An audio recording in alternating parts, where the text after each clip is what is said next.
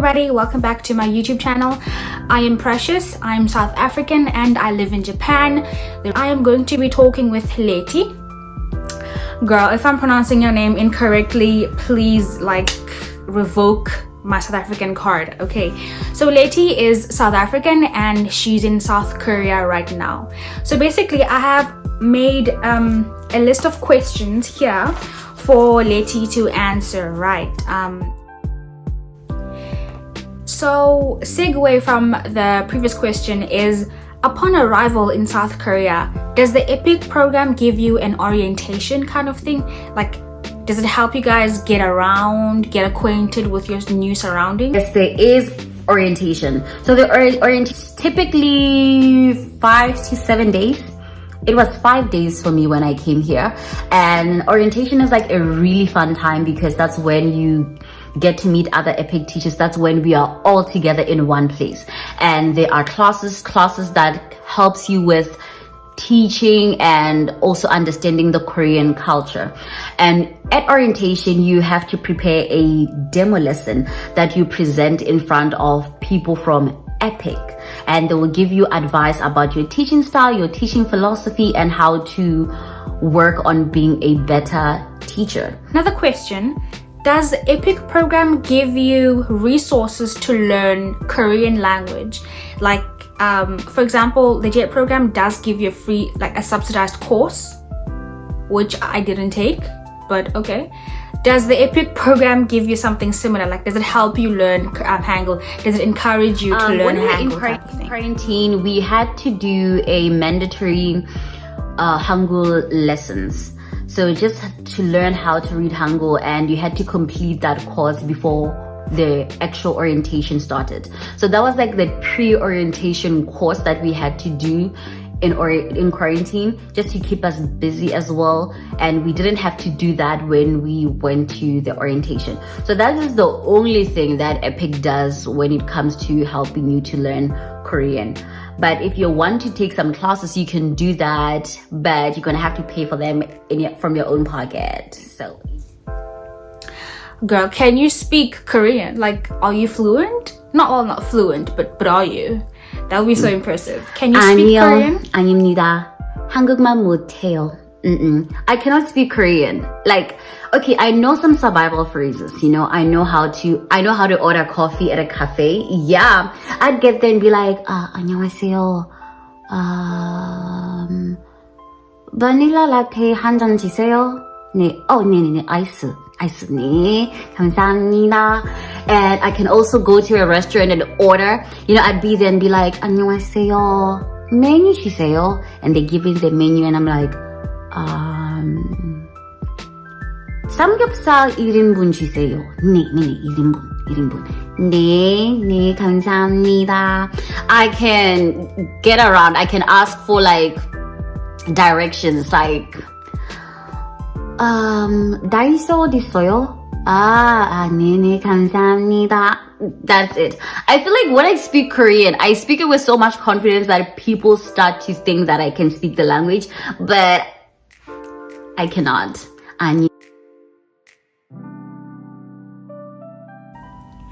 If you can't speak Korean, how easy is it to navigate South Korea or where you are without speaking Korean? Can you read Korean? Do you have to, or is it a thing of, are you gonna struggle if you can't speak Korean or read Korean? To be honest, if you cannot read Korean, yes, you will struggle. It is easy to navigate Korea because there are a lot of the apps that makes it so much easier. There's Kakao Maps. If I want to leave my province and go to a specific suburb in Seoul, I can get there easily because Kakao Map will tell me which train to take or which bus to take, which transportation method will get me there faster. Yeah, but sometimes there are certain places that you cannot find them if you write them in English. So you must know how to write them in Korean, or you must know how to read them in Korean, so that you can be so this is where I want to go. So knowing how to read Korean, it makes it a little bit easier, even if you cannot speak the language. So I want to ask, so the part of the benefits of the Epik program is that it gives you apartments. Can you choose your apartment, or does it randomly also kind of allocate an apartment for you? Is it furnished? Is it not furnished? Do you have to do things by yourself upon arrival? So with your apartment, you cannot choose your apartment. So what happens is that typically, unless if there's something really wrong with the apartment and you're like getting sick, your school will not allow you to get a different apartment, because then they have already paid like a key deposit, which is a lot, and they have kind of like paid your rent for the whole year. So because of that, it makes their lives easier if you just stay in that apartment, but you do not choose your apartment. You arrive in Korea and you meet your co-teacher, and your co-teacher takes you to your apartment, and she's like, this is where you'll be living. And you just have to say 감사합니다. Okay, so let's go into your school. What type of school do you teach? Is it like a Hagwon, a private school, or is it like a public school? Is it like, what's the age group? High school, junior high school, elementary? Hagwon and public schools are totally different things. So a Hagwon is a private academy, kind of like an after-school program that is privately owned by someone. So my students attend my school, then after school they would go to a Hagwon. So I teach at a middle school, which I love. So I teach students my students are 14 to 16 years old. That's in Korean age, but in international age that would be 13 to 15 years old. So I teach students who are in grade 7, 8 and 9. So yeah, that's my school level. So and that's like the 8. And also, this was interesting because I saw on your Instagram stories that you had like Valentine's, well, not Valentine's, but like red nails. I was so jealous. I was so jealous because at my school it's kind of strict because it's high school and it's public high school, so I guess maybe rules are different. But I was so surprised to see your dress code is so relaxed. Like, so my question is, what's the dress code like in your school? Like, can you have makeup? Can you have like ear piercings? Of course you can have nails because I saw on your stories, but like, what's the general atmosphere like? Hey sis, so yeah, look at my nails. Look at my nails. Look at my nails. I have red nails. I have had yellow nails.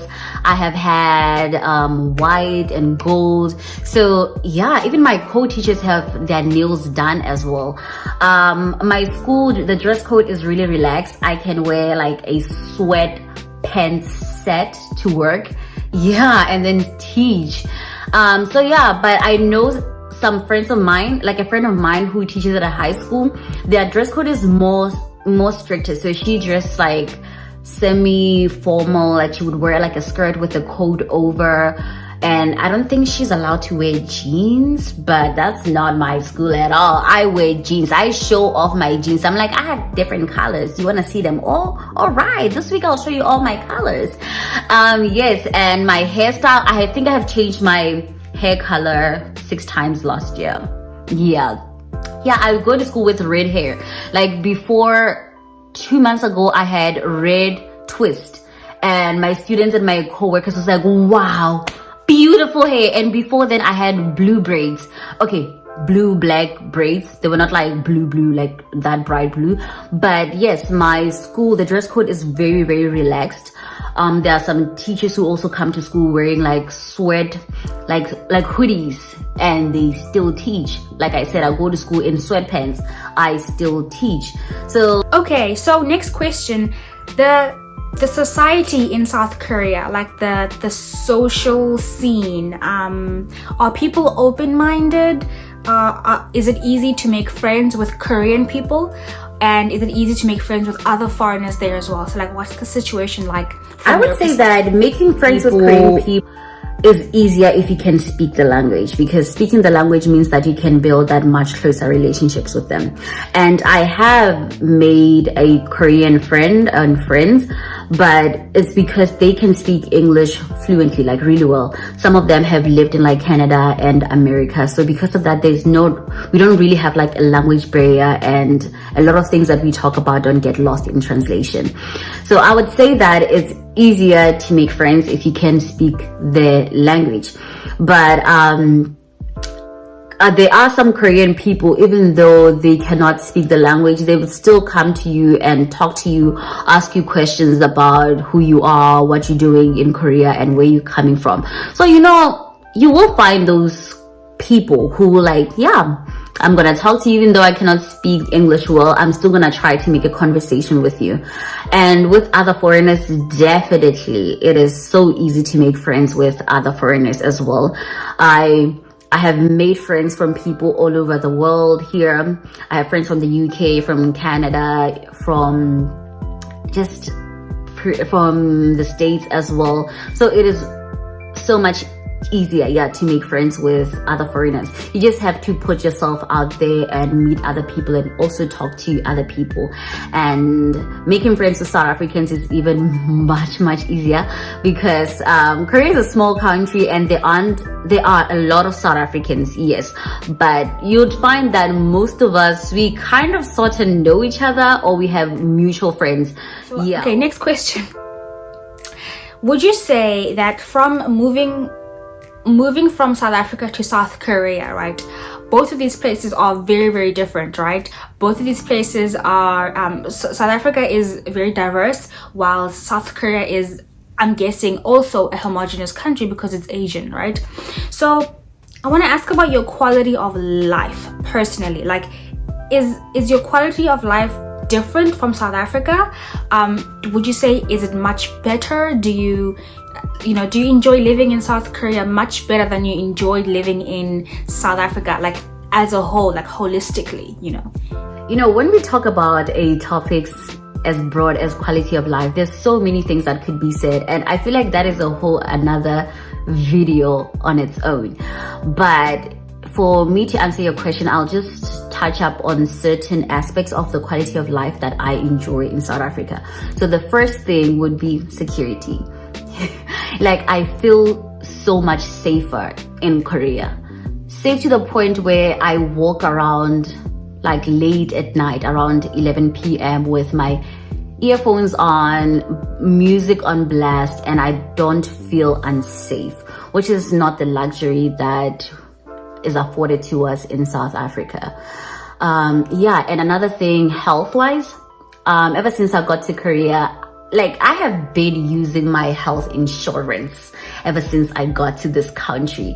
I feel like the health system in Korea, it is so efficient, and it's also much faster than in South Africa. In South Africa, if you want to go to the doctor, you have to take a day off, go early in the morning so that you can leave in the afternoon. Whereas in Korea, I go to like the hospital and in 10 minutes I'm done. When I get in, everything is done. 30 minutes, I am finished. Like, I have went to the hospital and I was in there for 10 minutes. After 10 minutes, I had my prescription. I was walking to the pharmacy. Okay, so, and when it comes to comfort, so there are a lot of things that I could talk about when it comes to comfort and happiness, okay, yeah? But I would talk about comfort as in like my being in Korea, as well as comfort in the cost of living in Korea. So I'll start with me being in Korea. Like, am I comfortable with being in Korea? Yes, I would say I'm in between, because as a South African, I'm used to diversity in race, diversity in culture, as well as diversity in languages. I'm so used to seeing people who just look so different from one another. That is something that I am comfortable with. That's something that I grew up with. But that's not a case in Korea, because like you said, Korea is a homogeneous country. And it does sometimes get to you when you are the only person who stands out. it really gets to you when you are walking on the road and people are looking at you because you stand out. So in those cases, it gets uncomfortable. But then when I talk about the cost of living, like, am I comfortable with that? With our Epik salary, we are able to live a very comfortable life. Like, in a sense that you could send money home, save money home, but still be very comfortable, be able to go out with your friends, be able to, like, you know, go out for coffee, eat out, and have food in your fridge. Like, it is comfortable. So I am comfortable with my job and the life that it affords me in Korea. But there are times when I'm not comfortable with being a foreigner in Korea. So I hope I answered your question. Yeah, but overall, would I say that I feel comfortable in Korea? I would say yes. I really like the life that I live in Korea. I am comfortable with it. Like, you know, obviously I have spoken about the discomfort that comes with being a foreigner. Those, I will continue to experience them, but I don't let those get to me because I was aware that it might happen when I moved into this country. And yeah, I will feel homesick. And you know, there are times when I feel alone, where I feel lonely, but still, I'm still really happy with my life here. Next question. So, you said that you applied to both JET program and Epik program and you were successful in both programs. First of all, congratulations. Why did you apply to both programs? And also, maybe if you want to, could you tell us why you chose apply Epik program and got into JET well? I applied for Epik, and when I applied for Epik, I was supposed to leave in February 2020. But because of COVID situation, South Africans were banned from entering Korea. So I kind of knew that there was a possibility that I would not be able to leave in February 2020. So a friend of mine let me know about JET. When I applied for JET, let me tell you, I applied for JET 2 days before the closing date. And I had no idea what the JET program was, but I already had all the required documents because I had prepared those for the Epik program. So I applied for JET, I wrote my essay for JET, and I sent them. And at one point, the JET seemed more promising than Epik. And when I got my placement in JET, honestly, I was like, I want to go to Japan. I want to go to Japan because I looked at I was placed in the Tochigi prefecture. So it looks like a very beautiful place and I was very interested. But the thing is, I was introduced to the Korean culture when I was really young. So I had a friend from the Philippines when I was in grade 8, and she's the one who introduced me to Boys Over Flowers. Yeah, that was my favorite. No, that was not my first K-drama. The first one was Princess Hours or Gung, and she's the one who told me to watch it. And that was my first introduction to the Korean culture. So because of that, you know, as someone from South Africa, from Africa, who's used to the African cultures, I found the culture to be very fascinating and very interesting. And I knew that at one point I would have loved to have a first-hand experience with the Korean culture, which is why I chose Epik over JET. But another reason why I chose Epik over JET was that Epik came first, you know? Like with the JET program, we were also deferred. Like the 2021 JET still have not left South Africa. So when I was told that I was leaving for Korea in August and Japan was like, yeah, the country's still closed, I was like, yeah, I'm gonna go. I am gonna go to Japan. I'm gonna go to Korea. But had the JET program, had I been able to leave Japan before Korea opened up their country, I would have went to Japan. Like, I would have taken any opportunity that came to me first. So those are my reasons, if I'm being honest. And so because you chose Epik program instead of the JET program, do you think you made a good decision? I mean, obviously it's like you kind of like don't know if you made a good decision because you are not in the JET program, but so far your experience in Epik, is it something that you would recommend? I really feel like I cannot confidently answer that because, like you said, I have not been in Japan or been with the JET program, but based on my experiences, I can say that absolutely I do not regret picking Epik over JET because my experiences in Korea have been so amazing. Like, my experience with this country and its people have been really positive. One thing that people should know is that everyone have different experiences when they move overseas. So don't just look at our Instagram post and think that we are all happy here. No, some people come to Korea and they hate it here. They are not treated well and they hate it and they're like, I can't do this, I'm gonna go back home. But I have had a very positive experience here and Korean people have treated me really, really well. And so because of that, based on my experience, I always recommend applying for the Epik program. I received so many messages from people telling me that they want to apply, but they're not sure. And I'm just like, apply. Yeah, apply. Yep, apply for the Epik program. Apply for the Epik program. Even if you know someone who was into the Epik program and did not like it, don't let that person's experience make a decision for you. Apply and come and experience it yourself. So that's all I can say to answer your question. Okay, Letty, thank you so much. Thank you so much for your time. It's been amazing. Thank you so much for your warmth and allowing me to interview you, allowing me to ask you questions. So guys, basically the reason why I did this video and the reason why I'm reaching out to South Africans abroad, I love this term, South Africans abroad.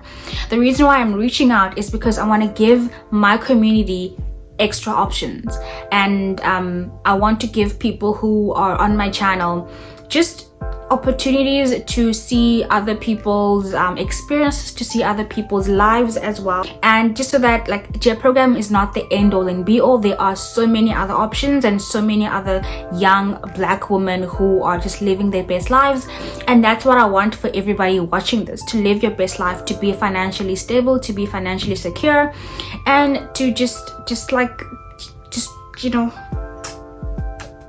Thank you guys so much for watching. If you liked this video, please click like. If you like this video, please subscribe as well for more videos. Comment down below, let me know what you think. So much, I love you. Bye.